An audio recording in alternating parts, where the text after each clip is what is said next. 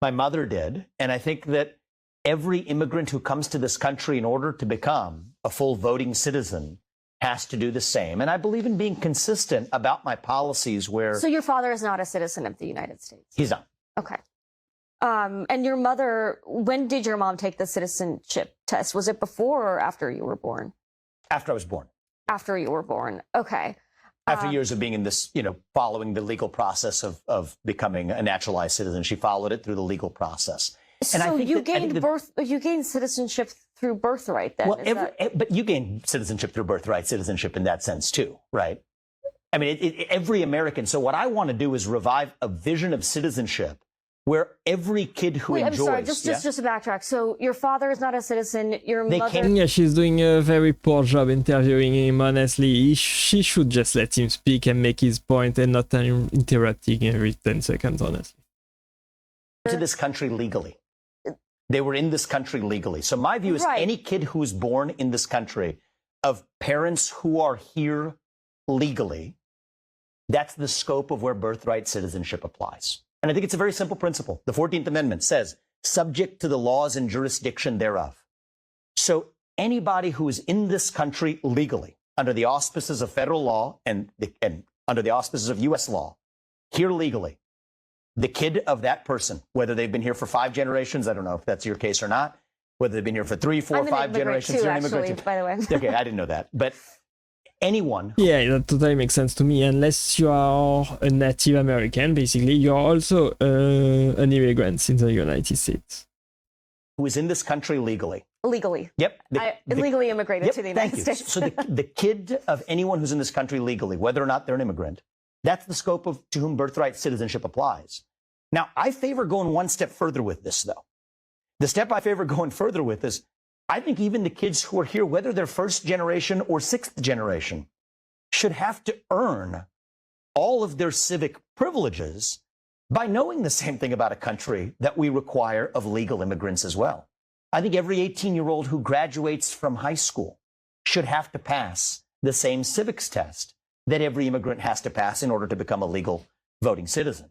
Okay, that's wild. That's wild. That's a very, very controversial point of view. And Vivek has many, many controversial points of view, honestly, especially regarding immigration. I would also, in our legal immigration system, even bring that citizenship test to the front end, not just on the back end of being a citizen, but even to get a visa to come into this country. I favor making English the national language of the United States. That's important because if we're a nation founded on ideals, we have to be a country that is able to converse in those ideals as well. So that's, I think, important elements of reviving our national identity and our national civic spirit. That's something we're missing. I look to even allies in other parts of the world, places like Israel, a good friend of the United States. I would love to learn from Israel in so many respects, not just their border defenses and their missile defense capabilities, but a strong national identity that even our allies enjoy that we're now lacking in this country. And I think that's what gives a lot of agita to people who are concerned about immigration, understandably, to say that might this erode our national identity? Well, I think we have to have immigration policies that, first of all, protect and advance the interests of those here in the homeland. I think that's the sole purpose of immigration policy. At first, that might sound controversial to some, but it's actually intuitive when you think about it. The purpose of any policy, including our immigration policy, should be to advance the interests of Americans in the homeland. It turns out that I think we can have immigration policies that do accomplish that, bringing in skilled workers who are committed to this country, who speak the national language, who know something about the country. But that's my vision of citizenship. So much so that even the kids who were born here, I favor actually reviving those civic values and ideals as well. And so, yes, I call myself an American nationalist. I mean that in a positive sense. But the revival of national identity is core. It's a core pillar to how we're going to revive this country.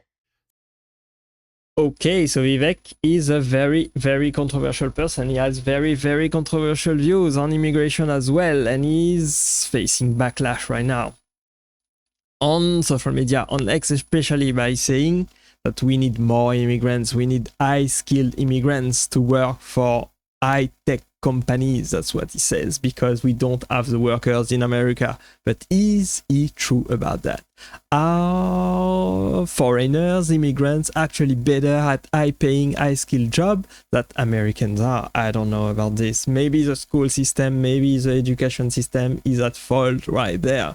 He's actually in favor on bringing more and more immigrants to the benefit of Americans and Americans' companies, and probably his own companies as well, and all tech companies in Silicon Valley. And did you know that half of the Fortune 500 companies, the company making the most money in the United States, basically, were funded by immigrants? That's wild, that's wild.